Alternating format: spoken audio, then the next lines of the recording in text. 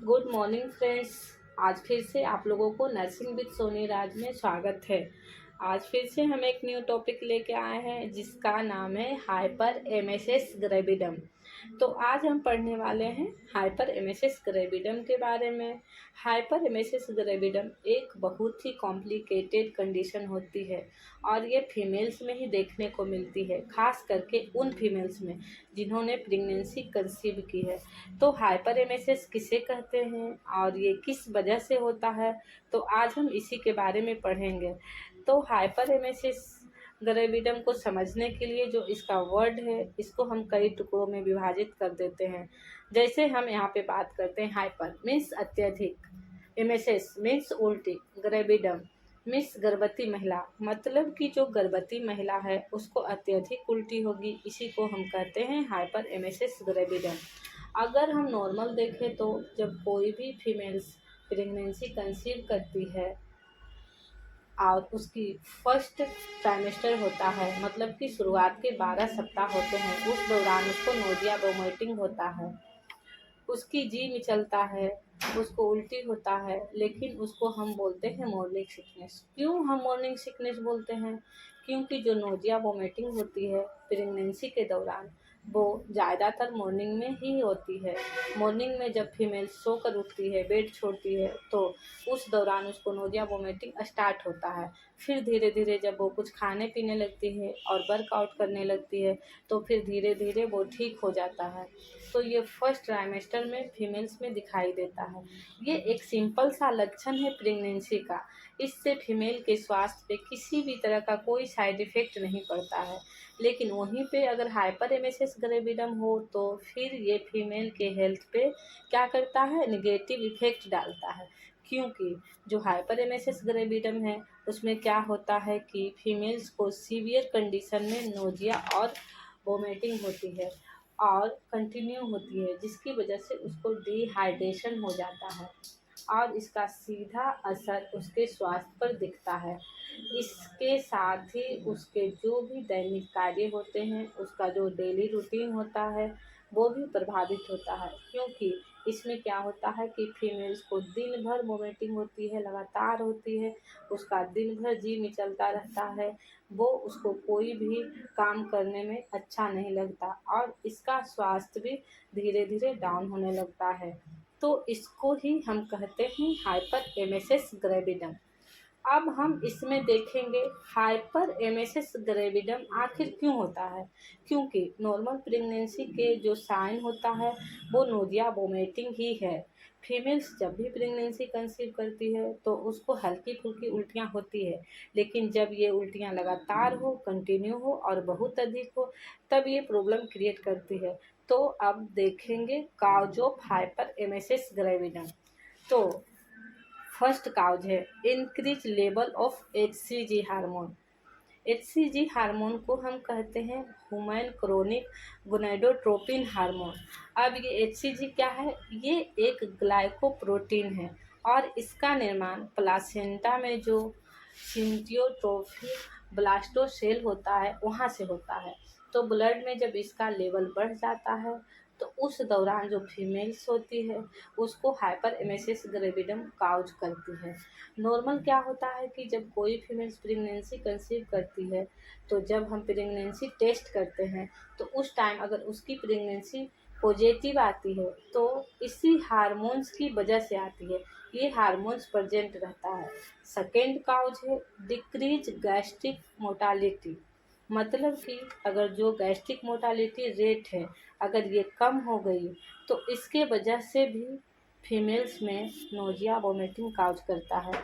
क्योंकि जब कोई फीमेल्स प्रेगनेंसी कंसीव करती है तो बहुत सारे उसमें फिजिकल चेंजेस देखने को मिलता है और बहुत सारे उसमें हार्मोन्स चेंजेस भी देखने को मिलता है।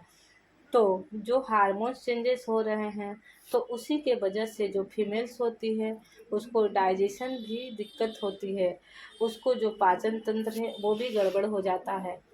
थर्ड काउज है न्यूरोजेनिक।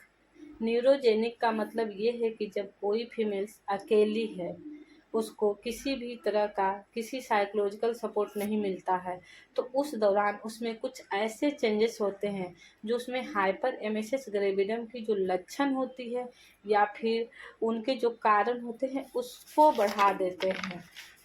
तो न्यूरोजेनिक मेन रीजन है, इसको हम स्पष्ट तौर पे नहीं कह सकते हैं कि ये इसके लिए रिस्पॉन्सिबल है, लेकिन ये एक कारण इसका माना जाता है कि अगर फीमेल्स बहुत अकेली रह रही है, कोई उसके साथ नहीं है जो उसको साथ बैठ सके, उसको साइकोलॉजिकल सपोर्ट दे सके, समस्याओं को समझ सके, तो उस दौरान जो फीमेल्स होती है उसमें नोजिया वोमिटिंग की जो सेविरिटी होती है बढ़ सकती है, जो हाइपर एमेसिस ग्रेविडम काउज करती है।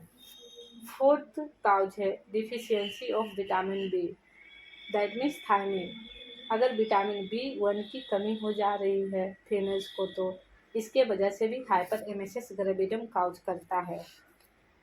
फिफ्थ नंबर है cause deficiency of vitamin B6 pyridoxine, मतलब कि पैराडॉक्सिन की कमी, तो इसकी वजह से भी फीमेल्स में नोजिया वोमिटिंग देखने को मिलती है, लेकिन यह बहुत रेयर केस में होता है।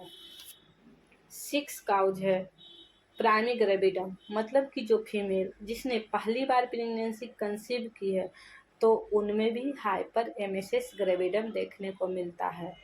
7 नंबर काउज है मल्टीपल प्रेगनेंसी, मतलब कि किसी भी फीमेल्स के यूट्रस में एक से अधिक बेबी है, मतलब जुड़वा बच्चा है, तो में भी हाइपर एमेसिस ग्रेविडम काउज कर सकता है।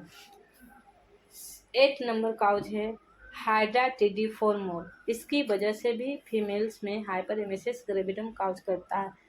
हाइड्राटिडिफोर्मोल क्या होता है?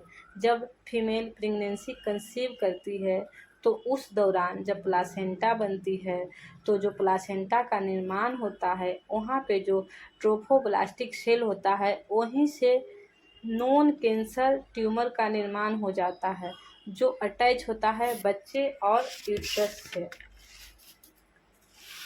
8 नंबर काउज है फैमिली हिस्ट्री ऑफ डिजीज, मतलब कि जो फीमेल है उसकी माँ को या उसकी नानी माँ को या फिर उसकी सासू माँ को या किसी को भी ये दिक्कतें हैं, तो मे बी फीमेल्स में भी ये दिक्कत हो सकती है जिसने प्रेगनेंसी कंसीव की है उसमें। 9th काउज है अनप्लान प्रेगनेंसी, मतलब कि जो भी कपल्स हैं मेल या फीमेल्स, उन्होंने कोई भी प्रेगनेंसी प्लान नहीं किया है लेकिन फिर भी उनको प्रेगनेंसी कंसीव हो गई है, तो उस दौरान क्या होगा? अब साइकोलॉजिकल तरह से देखा जाए तो फीमेल्स जो होती है वो प्रिपेयर नहीं होती है माँ बनने के लिए, वो अभी तैयार नहीं होती है, अभी वो फिजिकली मेंटली खुद को प्रिपेयर कर रही होती है, अभी उसकी कोई प्लानिंग नहीं होती है कि वो माँ बनेगी, लेकिन वो क्या होती है प्रेगनेंसी कंसीव कर लेती है। तो इसमें क्या होता है कि जो फीमेल्स होती है वो मेंटली और फिजिकली अपने आप को बहुत ही वीक महसूस करती है, बहुत ही हेल्पलेस फील करती है, उसको लगता है कि अब क्या होगा, क्योंकि उसने तो कोई प्लानिंग ही नहीं की। तो उस दौरान जो कारण बनता है उसको हम कहते हैं न्यूरोजेनिक।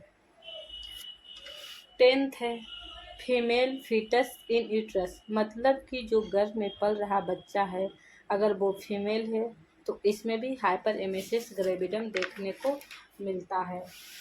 यहाँ पे ये हम जितने भी कारण पढ़ रहे हैं इसका मतलब ये नहीं है कि अगर किसी भी फीमेल्स में मल्टीपल प्रेगनेंसी या फिर प्राइमरी ग्रेविडा हो तो उसको यही समस्या होगी, ऐसा नहीं है। इसमें ये बताया जा रहा है कि ये कारण होते हैं जिसकी वजह से हाइपर एमेसिस ग्रेविडम काउज कर सकता है। तो दोस्तों आज इसी के साथ आज का क्लास समाप्त होता है। Thank you all of you.